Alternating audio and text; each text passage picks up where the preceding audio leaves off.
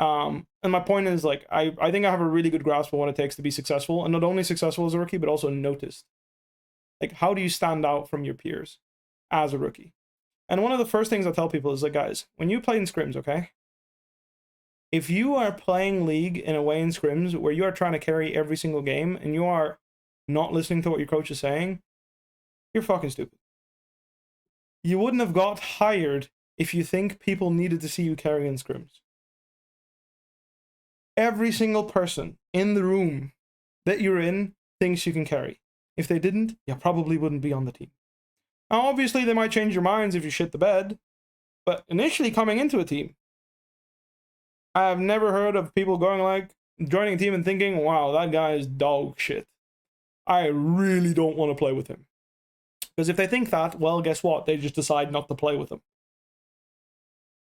In other words, playing solo queue and getting recognized and getting considered for a roster, that is proving that you can carry games. You've done that part already. And what you're trying to do in a competitive setting is prove your coach that you can listen. You can actively learn how to apply feedback and improve and change, both improve and change the way you play the game. Because you're required to do both to be successful as a pro player. So the first thing I tell people is like, look, like, that's the first thing you need to get right. You need to understand that. When I was playing scrims and Fnatic, there ain't no, like, I wasn't playing every game to like pop off and carry, and I'm like, oh, look, I can carry on this champion and other top laners in Europe can't. No, no one cares. Everyone can carry. All 10 players in a scrim that are getting, if you're getting paid to play League and you can't carry, that's a bigger fucking issue. You are fraud of all frauds. Like, you are literally omega fraud. If you're getting paid, it doesn't matter if you're a support, by the way. If you're a support and you can't carry in solo queue and you can't carry League games inherently, and you're getting paid, you're a fraud. Like, hard, like, no doubt about it. There's someone out there that can carry games that is not getting paid, basically, is what I'm saying. That's why I'm saying you're a fraud. Because some random out there will actually be able to carry games and they will get paid. Or they deserve to get paid instead of you because, well, apparently you can't carry. But that discussion aside, we're on the same page. What I'm saying is, that is like number one thing that I did as a rookie. Number one thing I did is I never put myself in positions where I had to carry. No. You play smart.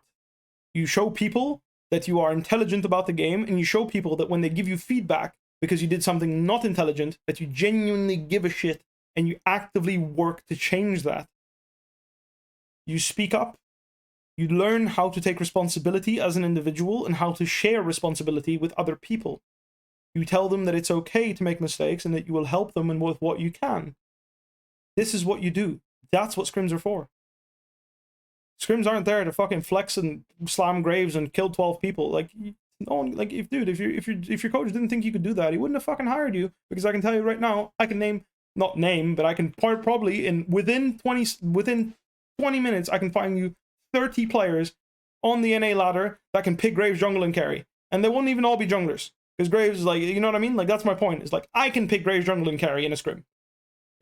And I wasn't even a fucking jungler for most of my career. You get my point? Everyone fucking can do it. So stop thinking that that's what you need to do. You need to start being a teammate. Step number one, be a teammate. Step number two, carry on stage. Now, this is the hard one. Because on stage, you do need to fucking lift some heavy weights. Now, I didn't have to, actually. Fun fact, my rookie year, I could be dead weight and it didn't matter. My team was too good. Very nice, honestly. I love that. But if you want to have a successful career, you need to show people that the capacity is there.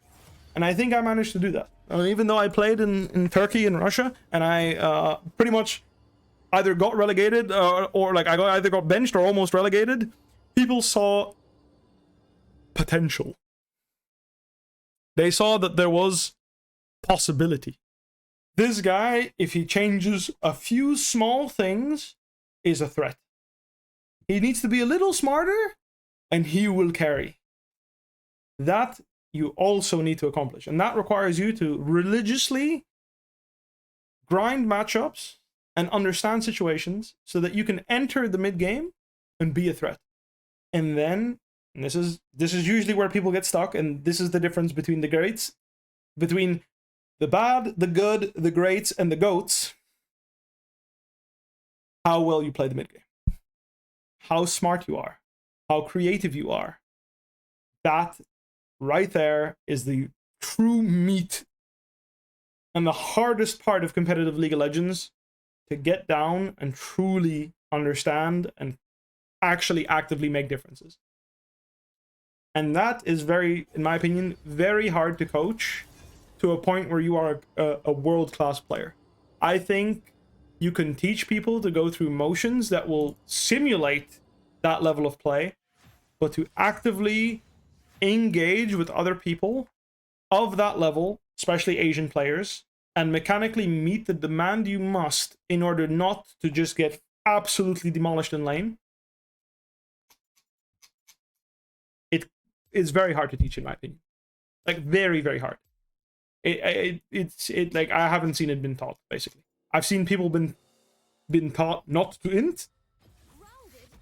I've seen people been taught not to grief, but to actively take the game by the balls, like Perks on LeBlanc against RNG in 2018, like Caps. I mean, I don't have to mention which game specifically, because none comes to mind immediately. I mean, I guess Genji Silas game, I think that's a good one in 2020. Like, to really take a game by the balls against the best players in the world and just absolutely run the enemy team, this you do not coach. You know, like Faker Galio 2017, like this shit, like you don't coach this. You can simulate it, you can mimic it, but once you're in the ring with the bad boys, they find out very quickly who is very good and who is all right.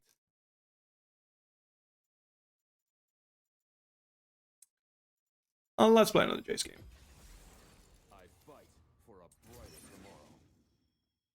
And again,